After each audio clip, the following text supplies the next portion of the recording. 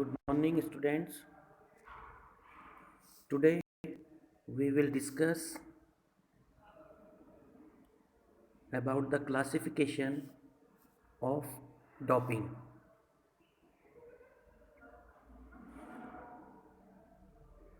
We will discuss in this list two topics. One is performance enhancing substance or physical method. Performing enhancing substance ऐसे substance जो हमारी performance को बढ़ा देते हैं। एक तो इस टॉपिक पर हम डिस्कस करेंगे। दूसरा है फिज़िकल मेथड, जो हम मेथड यूज़ करते हैं डोपिंग के लिए, ड्रग्स के इस्तेमाल के लिए, या अक्सर हमारी जो परफॉर्मेंस को बढ़ा देते हैं, उन सब्सटेंस के बारे में हम उन मेथड्स के बारे में डिस्कस करेंगे। पहला इसमें आता है stimulants. Stimulants are related to a group of drugs that enhance alertness and physical activity by increasing heart and breathing rates and the function of the brain.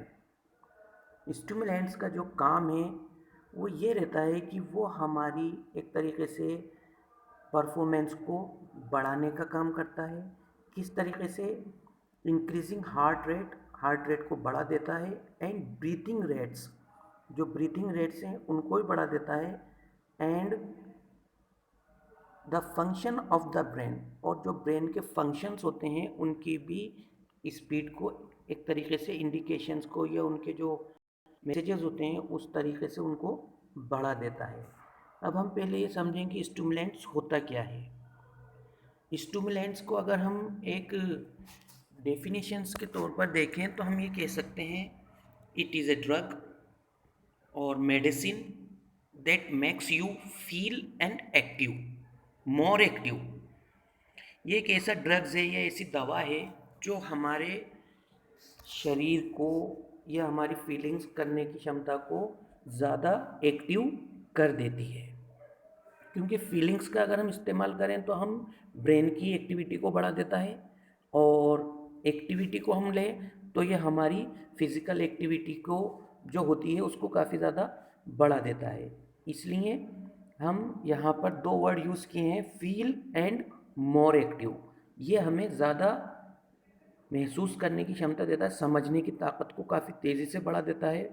बहुत तेज़ी से हम लोग एक्टिविटी करते हैं मैसेजेस के ऊपर और हमारी परफॉर्मेंस बढ़ती है। Indeed stimulants stimulate the body both physically and mentally. वही बात जो इसकी डेफिनेशन से हम समझ सकते हैं, या इसकी जो मीनिंग है स्टिमुलेंट्स का उससे हम समझ सकते हैं, ए ड्रग और a medicine that makes you feel and more active. जो हमारी ऐसी ड्रग और ऐसी मेडिसिन जो हमारे शरीर की सोचने समझने की ताकत को और कार्य करने की क्षमता को बढ़ा देती है। आगे हम देखते हैं, दे improve the reaction time and reduce the feeling of fatigue. सबसे पहले थकान की, जो हमारी सोचने की कि हमें थकान हो रही है, इस तरीके की थकान को, फीलिंग्स को हमारे दिमाग से हटा देता है। हमें थकान महसूस नहीं होती, एक शब्द ये कहेंगे, हमें थकान महसूस नहीं होती, और हमारी जो रिएक्शन एक्टिविटी है, एक यानी कि क्रिया की प्रतिक्रिया जो होती है वो काफ़ी तेज़ हो जाती है। दे ऑल्सो इंक्रीज एग्रेशन बढ़ा देता है।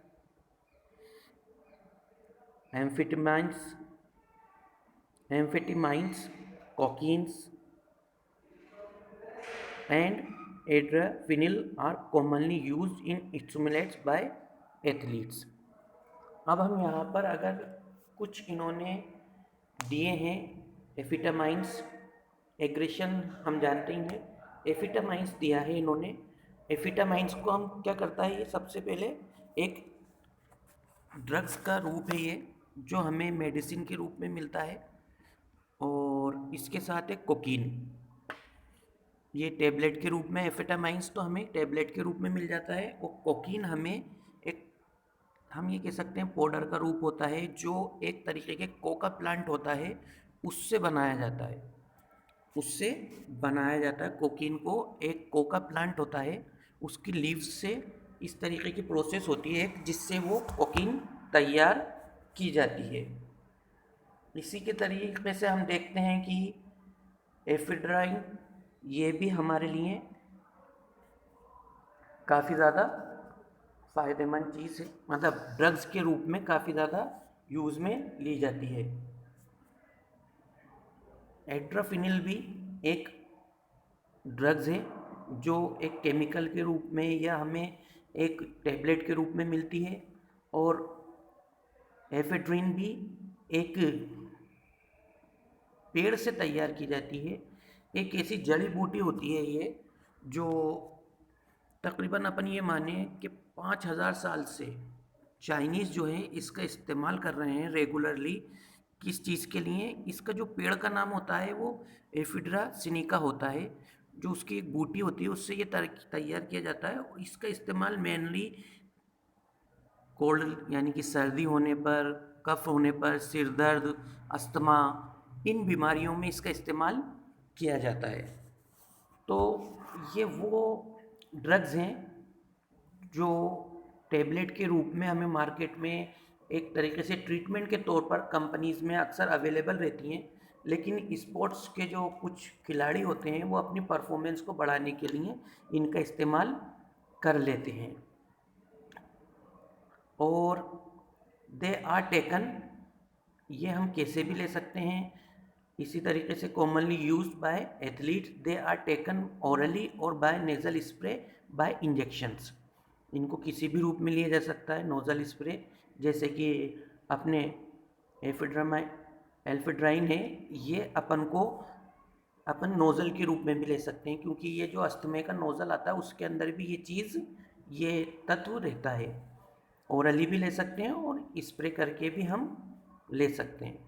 अगला जो हमारा है वो है एनाबॉलिक स्टेरॉइड। आजकल ये काफ़ी ज़्यादा फेमस है, तो आप लोगों के लिए इसके बारे में जानना बहुत ज़्यादा ज़रूरी हो जाता है, क्योंकि मोस्टली जो आजकल स्टूडेंट्स हैं वो अगर शुरुआती दौर में एक एज के अंदर शुरुआत में उन जिम जाते हैं, उनको एक हॉबी होती है, एक तरीके से शौक़ होता है इस चीज़ का कि हमारी भी बॉडी अच्छी दिखे, हम फिज़िकली फ़िट हों। वेरी गुड, बहुत अच्छी बात है अपने आप को फिज़िकली फ़िट रखना। लेकिन अगर हम किसी सब्सटेंस का यूज़ करके अपने आप को, इस बॉडी को अपनी बढ़ा रहे हैं, तो वो शुरुआती दौर में तो हमें काफ़ी अच्छी लुकिंग भी दे देगा, हमारे पास काफ़ी अच्छा कुछ दिखेगा, प्रेजेंट के तौर पर हम काफ़ी अच्छे दिखेंगे, फिर हमारी पर्सनैलिटी में इम्प्रूवमेंट भी आएगा। लेकिन इसकी साइड इफ़ेक्ट्स हमारे इंटरनल ऑर्गन्स पर काफ़ी ज़्यादा पड़ता है। अब स्टिमुलेंट्स होता क्या है, एनाबॉलिक स्टेरॉइड होता क्या है? एनाबॉलिक स्टेरॉइड को अगर हम कहें कि ये केमिकल सब्सटेंस है जो हमारे मसल्स के साइज को इंक्रीज कर देता है। एनाबॉलिक स्टेरॉइड ये हमारे मसल्स के साइज को इंक्रीज कर देता है, यानी आप जितना वर्कआउट करेंगे उससे कई ज़्यादा मूवमेंट, एक्टिवनेस और मसल्स के साइज के अंदर भी ग्रो होगा। एक नॉर्मल बंदा जो अपने जिम जा कर के या कोई सी भी फिज़िकल एक्टिविटी करके अपनी बॉडी को शेप टोन में लाता है, उससे कई गुना पहले, कई गुना ज़्यादा आपकी बॉडी टोन अप होगी और उससे पहले आपका मसल्स ग्रो करेगा, काफ़ी ज़्यादा बढ़ जाएगा।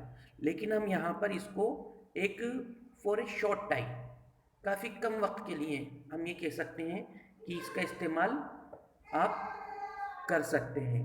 अगर हम इसका इस्तेमाल एक लॉन्ग टर्म के लिए करेंगे तो ये काफ़ी ज़्यादा हार्मफुल हो सकता है हमारे लिए, और without any consultation of doctors के अगर हम करते हैं तो वो भी ख़तरनाक है।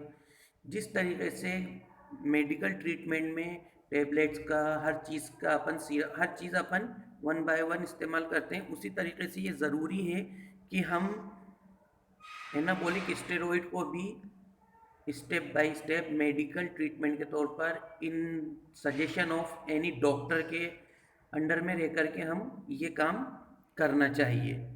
अगर हम एनाबॉलिक स्टेरॉइड को एज ए डेफिनेशन देखें तो हम ये कह सकते हैं कि a chemical substance that increase the size of muscles. Anabolic जो स्टेरॉइड है उसका हम कहेंगे एक केमिकल सब्सटेंस है that increase the size of muscle, जो मसल्स के साइज को काफ़ी बढ़ा देता है। And sometime taken illegally by the people who play sports। और कई बार ये स्पोर्ट्स जो खेलने वाले जो खिलाड़ी हैं उनके द्वारा एक ड्रग के तौर पर इसको इस्तेमाल किया जाता है, क्योंकि जाहिर सी बात है बॉडी के अंदर एक तरीके से जब इतने ज़्यादा हार्मोन स्टेरॉइड को लिया जाएगा तो वो बॉडी की एक्टिविटी, उसकी क्षमता, उसकी ताकत अचानक बढ़ जाती है व्यक्ति की, और वो अपनी जो नॉर्मल उसका जो पर्सन जो एक उसकी जो नॉर्मल परफॉर्मेंस होती है उससे कई गुना ज़्यादा अपनी परफॉर्मेंस को इम्प्रूव कर पाता है। ज़्यादातर इस्तेमाल इसी का इस्तेमाल किया जाता है आजकल, और खिलाड़ियों के तौर पर या जिम के अंदर। तो मैंने इसीलिए इसके बारे में ज़्यादा बात करी, क्योंकि एनाबॉलिक स्टेरॉइड मोस्टली जितने भी आपके प्रोडक्ट्स आते हैं उसके अंदर पाया जाता है। आगे देखिए, anabolic steroid stimulate the growth of muscles, वही बात, मसल्स का साइज बढ़ा देता है। And help athletes to train harder और रिकवर रैपिडली।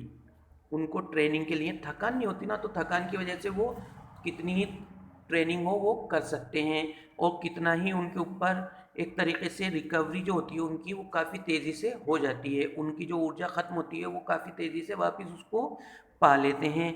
इसी तरीके से रेसलर्स हुए, बॉक्सर्स हुए, मैराथन में दौड़ने वाले हुए, ये लोग भी इसका इस्तेमाल काफ़ी करते हैं। तकरीबन हर खिलाड़ी, अगर आप मान लीजिए करता है, अगर वो ड्रग्स का इस्तेमाल करना चाहता है तो स्टेरॉइड उसमें ज़रूर लेगा। By increasing the muscle size and strength they enhance the performance in sports. वो अपनी इसकी तरीके से अपनी परफॉर्मेंस को बढ़ा लेते हैं। Drostanolone and metenolone and oxandrolone are common anabolic steroid. ये एक काइंड्स हैं, एक तरीके से ये जो पाए जाते हैं। इसके अंदर मेटोनोलोन तो 1962 के अंदर इंट्रोड्यूस किया गया था, ये एक दवा के तौर पर इस्तेमाल होने लगा था। बाद के अंदर इसको हेवी डोज बढ़ा करके लोगों ने ड्रग्स के रूप में इस्तेमाल करना लग गए। डोर्सोटोलोन एक तरीके से डीटीएच हार्मोन है, डीएचटी हार्मोन है जो पाया जाता है, और इसको भी हार्मोन्स के तौर पर, इस ड्रग्स के तौर पर इस्तेमाल किया जाने लगा। Peptide hormones. Peptide hormones are substance that are produced by glands in body.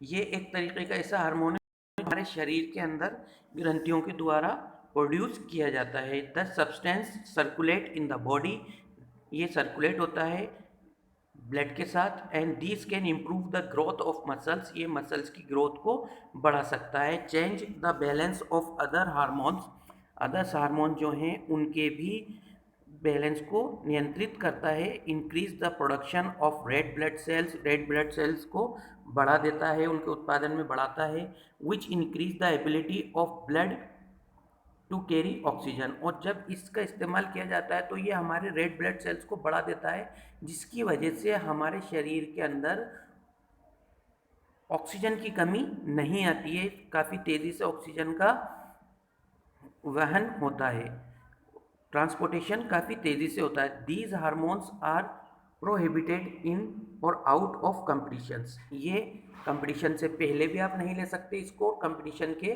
दौरान भी नहीं ले सकते, न कंपटीशन के इन और आउट ऑफ कंपटीशंस, किसी भी कंडीशंस में आप पेप्टाइड हार्मोन्स को नहीं ले सकते, ओरली नहीं ले सकते। Example of such hormones are, देखिए, erythropoietin and humans growth become insulin etcetera, ये सारी चीज़ें इसमें रहती हैं।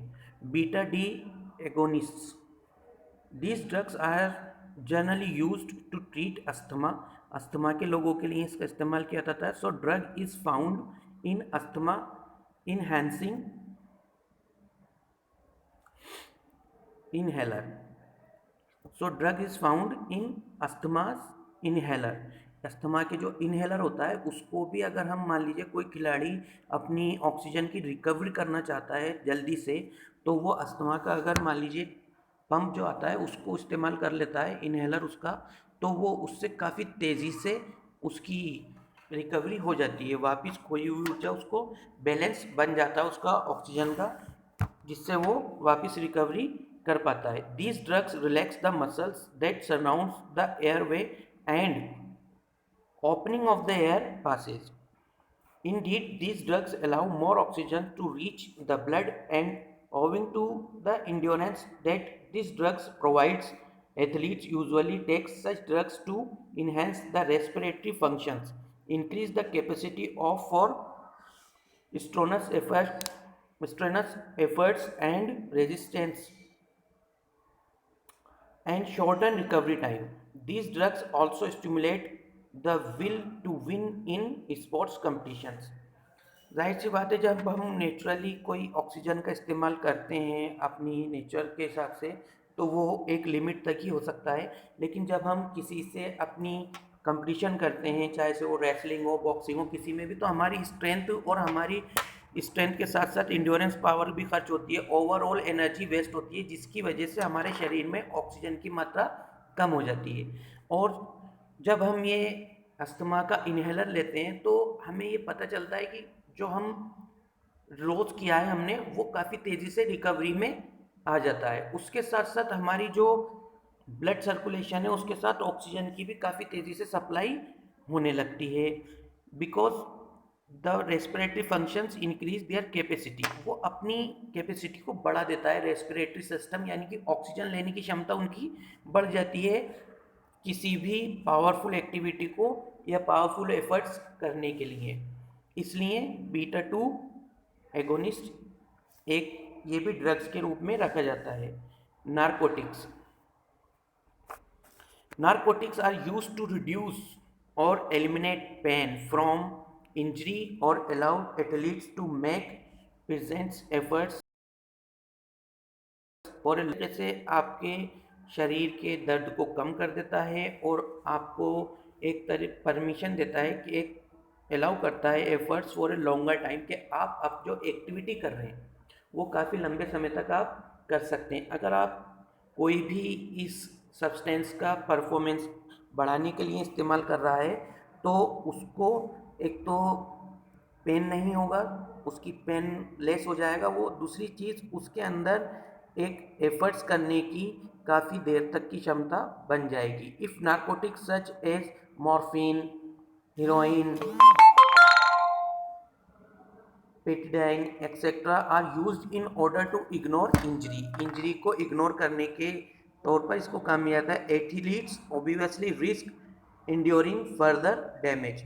इसके अंदर एथलीट्स का काफ़ी ज़्यादा हर उसके अंदर डैमेज होने का काफ़ी ज़्यादा ख़तरा रहता है कोई से भी अगर आप सब्सटेंस को यूज़ करते हैं without any medical suggestions, without any doctor suggestions.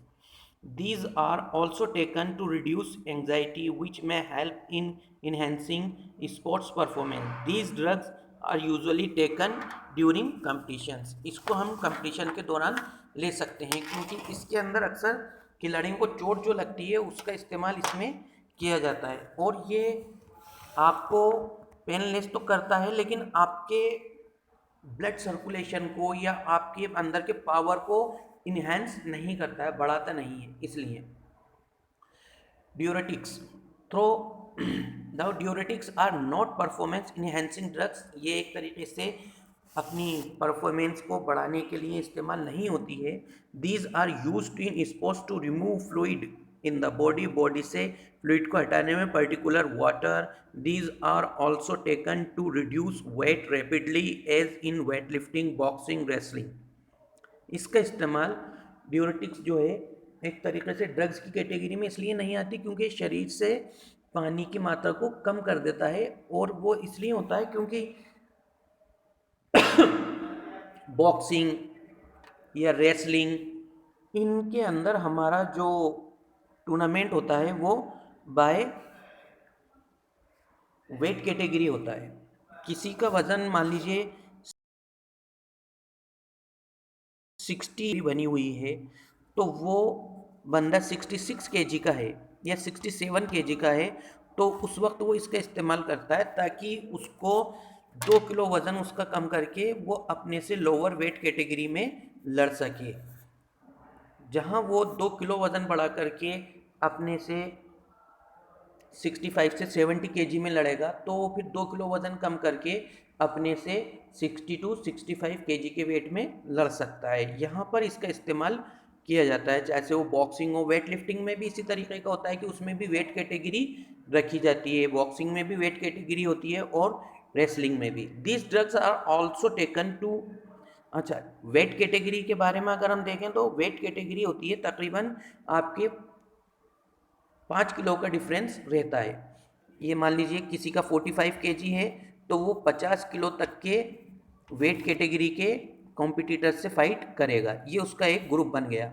इसी तरीके से 50 से लेकर के 55 केजी तक का वेट ग्रुप हो जाता है, यानी अगर वो 50 केजी का है तो भी वो किससे 51 केजी का है तो वो फिर 55 केजी में लड़ेगा। इसी तरीके से 56 केजी से लेकर के 60 तक का, 56 से लेकर के 60 तक का अगर कोई वेट है तो वो उसके अंदर फाइट करेगा। अपर वेट में या लोअर वेट में वो फिर फाइट नहीं करेगा। ये वेट कैटेगरीज रहती हैं इनमें, वेट लिफ्टिंग में, बॉक्सिंग में और रेसलिंग के अंदर। These drugs are also taken to anti doping test as these remove the trace of other doping substance from the body. Example of diuretics are dextran, diuretics, etc. These are taken by the athlete in or out of competitions. दोनों तरीके से इसको ले सकते हैं। अब हम आते हैं अब glucocorticosteroid. These drugs are relieve fatigue and pain. ये जो ड्रग्स होता है ये हमारी थकान को और हमारे पेन को कम कर देता है। These enhance tolerance for pain and prepare the athlete to continue efforts. उसको जब जाहिर सी बात है थकान कम होगी, पेन कम होगा, तो अगले परफॉर्मेंस के लिए खिलाड़ी ज़्यादा जल्दी तैयार हो पाएगा। इसके जो मेन इस्तेमाल होता है ड्यूरेटिक्स और ग्लूकोकोस्टेरॉइड का, ये आपको रेसलिंग में, बॉक्सिंग में और वेट लिफ्टिंग में ही देखने को ज़्यादा मिलेगा। अगला है अपना cannabinoids. Cannabinoids are psychotic chemicals,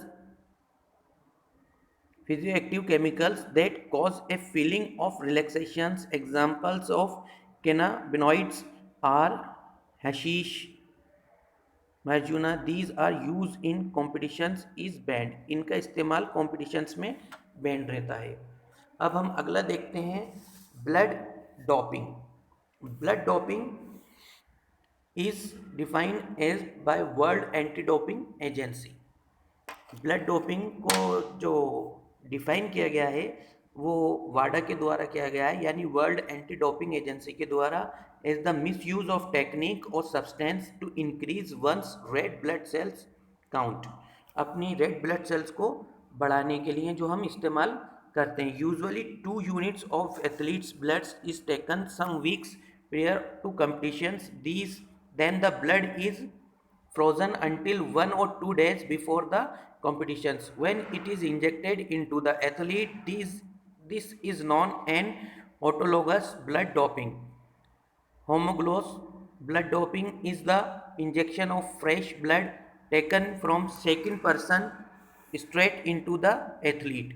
By increasing the number of red blood cells or oxygen carrying capacity of the muscles to the muscles is increased, so the muscles endurance is increased, which ultimately enhance the sports performance. Blood doping हम इसको कहेंगे जो वाडा के द्वारा एक तरीके से परिभाषित की गई है कि किसी भी एथलीट के द्वारा अगर उसका ब्लड कंपटीशन से कुछ दिन पहले अपनी बॉडी से निकाल करके रख लिया जाता है और उसे एक तरीके से फ्रोज़न कर दिया जाता है और जस्ट कंपटीशन के 1-2 दिन पहले उसे वापस अपनी बॉडी में इंजेक्ट किया जाता है, तो अचानक उसकी बॉडी की ब्लड सेल्स बढ़ जाते हैं। ये हम सब जानते ही हैं कि इंसान जब ब्लड डोनेट करता है तो उसके शरीर के अंदर उसकी पूर्ति स्वतः ही हो जाती है, यानी आपने जितना ब्लड डोनेट किया आपका शरीर 24 घंटे या 25-36 घंटे के अंदर आपको वापस बना करके लौटा देगा। अब वही शरीर के अंदर आपकी जो आपने ब्लड डोनेट करा या ब्लड निकाला वो आपके पास वापस उसकी पूर्ति हो चुकी है। अब इस ब्लड को वापस आप चढ़ाएंगे अपनी बॉडी के अंदर, तो ये आपके शरीर में जाकर के आपके पावर को, रेड ब्लड सेल्स को बढ़ा, और उसका इफेक्ट ये होगा कि हमारे शरीर के अंदर ऑक्सीजन को कैरी करने की क्षमता ज़्यादा हो जाएगी, यानी हमारा स्टेमिना अपने आप ही इम्प्रूव हो जाएगा, काफ़ी ज़्यादा इम्प्रूव होगा। या तो ये रहता है, एक दूसरा ये होता है कि डायरेक्ट किसी दूसरे बंदे से ब्लड अपने अंदर चढ़वा लेते हैं, तो वो भी इलीगल माना जाता है। ये भी एक मेथड है जो हमारे शरीर के अंदर रेड ब्लड सेल्स को बढ़ा देता है और ऑक्सीजन को क्षमता को बढ़ा देता है। मसल्स तक ले जाने की ऑक्सीजन की क्षमता काफ़ी बढ़ जाती है। जब ऑक्सीजन की मात्रा कम नहीं होती शरीर में तो हमें थकान भी महसूस नहीं होती है, इसलिए हमें इस मेथड को प्रोहिबिटेड किया गया है, मना किया गया है। Use of artificial oxygen carriers is also a second method of blood doping which involves the use of artificial oxygen carriers. Hemoglobin oxygen carries in chemical and purified proteins which have the ability to carry oxygens. Second, use of artificial oxygen को भी इसके अंदर ban किया गया है। क्यों? क्योंकि इसके अंदर जो केमिकल और प्योरीफाई करके इसके प्रोटीन्स को अलग कर लिया जाता है और बाद के अंदर which have the ability carry oxygens, जो ऑक्सीजन को ले जाने में काफ़ी ज़्यादा हेल्पफुल रहती है और ये अपनी एरोबिक जो कैपेसिटी होती है उसको बढ़ाने में काफ़ी ज़्यादा काम आती है। इसी तरीके से होता है gene doping. Gene doping is manipulations of cell और genes to enhance the body's sports performance. एक तरीके से एक जोड़ तोड़े किसका, सेल्स का एंड जीन्स का, टू अपनी बॉडी की स्पोर्ट्स परफॉर्मेंस को बढ़ाने के लिए। Modifying genes enable faster reactions and increase the physical strength. ये आपकी एक तरीके से तेज़ी और रिएक्शन टाइम को और आपकी फिजिकल स्ट्रेंथ को बढ़ा देते हैं। Gene doping is based on the principles of gene therapy. ये जीन थेरेपी के ऊपर ही बनी हुई है। The process of gene doping is likely to be used by the athlete in future in attempt to enhance the function of normal health cells. Gene therapy में play a vital role in future in the growth and development of musculoskeletal structures. It will speed up the repair of injuries of muscles and tendons, ligaments, etc. यानी कि gene doping के ज़रिए जो therapy है पुरानी है, इसके ज़रिए ही इसके अंदर से जीन्स को अलग कर लिया जाता है और ये जो थेरेपी है बहुत ही अहम रोल अदा करती है फ्यूचर के अंदर ग्रोथ में और डेवलपमेंट के अंदर मस्कुलो एंड स्केलेटल से, हमारे मसल्स के और स्केलेटल के बढ़ने में काफ़ी हेल्प करती है। It will speed up the repair. इसके अंदर जो हमारी टूट फूट या कोई भी हमारे अंदर क्षति पहुंचती है शरीर के अंदर, उससे रिपेयरिंग काफ़ी जल्दी हो जाती है मसल्स की एंड टेंडेंस एंड लिगामेंट्स की। तो ये जीन थेरेपी एक मेथड माना गया है।